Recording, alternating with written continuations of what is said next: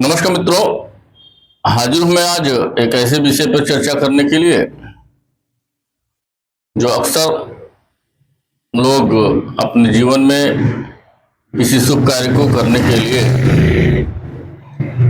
तिथि को जानना चाहते हैं कि आज कौन सी तिथि अच्छी है जिसमें यह कार्य किया जाए तो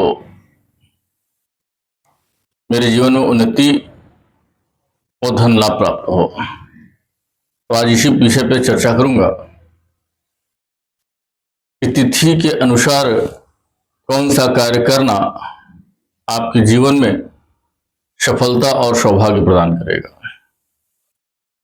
जैसा कि आप सभी को मालूम है, कुल 16 तिथियां हैं।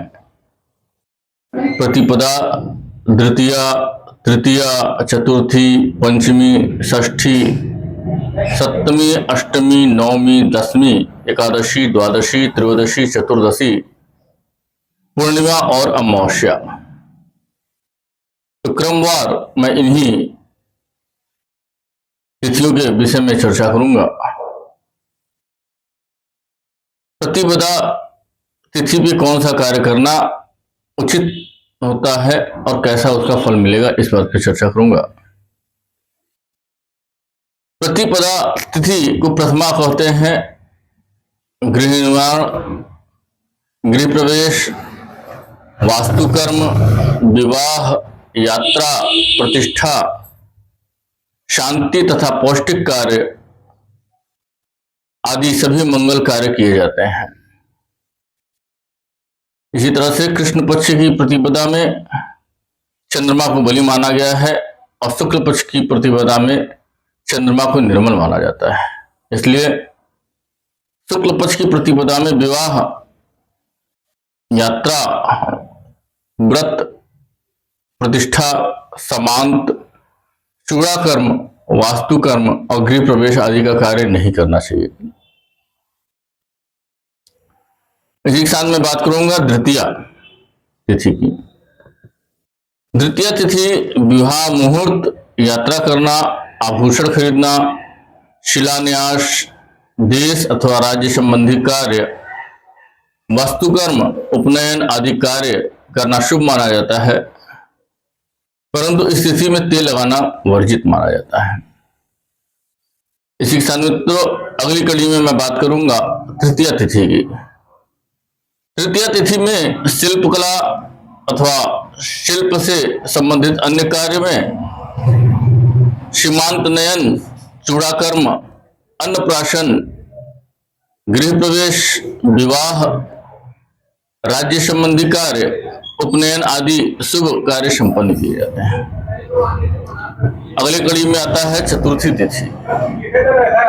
सभी प्रकार के बिजली के कार्य, शत्रु को हटाने का कार्य, अग्नि संबंधी कार्य, शास्त्रों का प्रयोग आदि के लिए यह तिथि अच्छी मानी जाती है। पूर्व प्रकृति के कार्यों के लिए यह तिथि अच्छी मानी जाती है। अगले कड़ी में पंचमी तिथि। पंचमी तिथि सभी प्रवृत्तियों के लिए उपयुक्त मानी गई है। इस तिथि में किसी भी ऋण देना वर्जित माना जाता है। यह तिथि अपने आप में सर्वमान्य है और इस तिथि पे सभी कार्य शुभ माने जाते हैं। अगली कड़ी में आती है षष्ठी तिथि। षष्ठी तिथि में युद्ध में प्रयोग लाए जाने वाले वस्तुओं का, शिल्प कार्यों का आरंभ किया जाता है। वास्तुकर्म, गृह आरंभ, नवीन वस्त्र पहनने जैसे शुभ कार्य इस तिथि में किए जा सकते हैं।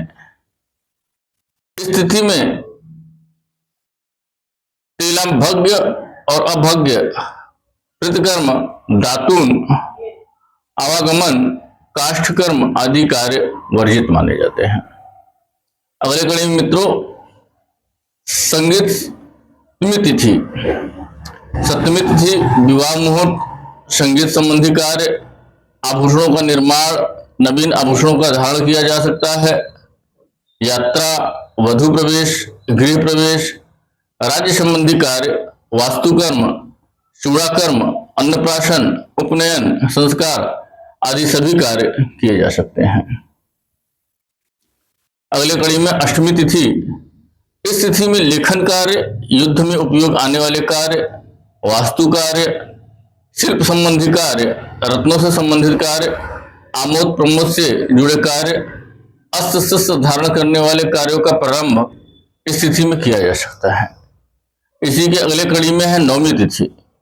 नवमी तिथि में शिकार करने का आरंभ करना, झगड़ा करना, जुआ खेलना, शस्त्र निर्माण करना, मद्यपान तथा निर्माण कार्य तथा सभी प्रकार के क्रूर कर्म इस तिथि में किए जाते हैं।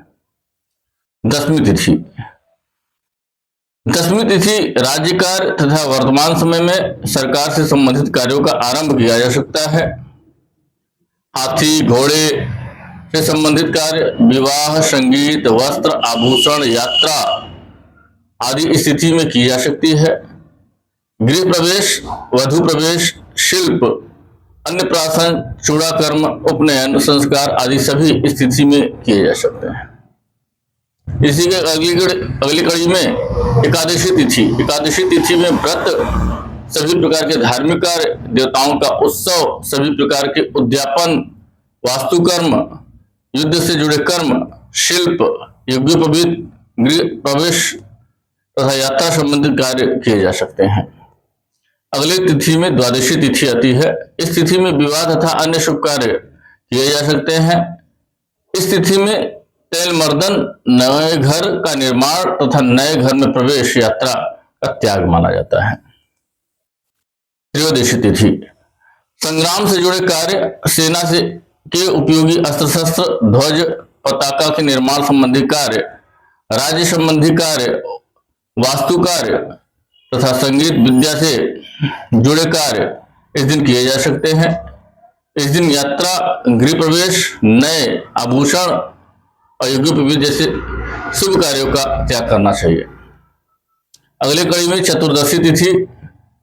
चतुर्दशी तिथि में सभी प्रकार के क्रूर तथा उग्र कर्म किए जा सकते हैं। शस्त्र निर्माण इत्यादि का प्रयोग किया जा सकता है। इस तिथि में यात्रा करना वर्जित है तथा चतुर्थी तिथि में किए जाने वाले कार्य इस तिथि में किए जा सकते हैं। अगली कड़ी में पूर्णिमा या पूर्णमासी। पूर्णमासी को ही पूर्णिमा कहते हैं। इस तिथि में शिल्प, आभूषण से संबंधित कार्य किए जा सकते हैं। संग्राम, विवाह, यज्ञ, जलाशय, यात्रा, शांति तथा पोषण करने वाले सभी कार्य किए जा सकते हैं। अगली कड़ी में है अमावस्या। इस तिथि में पितृकर्म से संबंधित मुख्य रूप से कार्य किए जाते हैं। महादान, उग्रकर्म तथा किसी भी प्रकार की तांत्रिक क्रिया अमावस्या को की जाती है।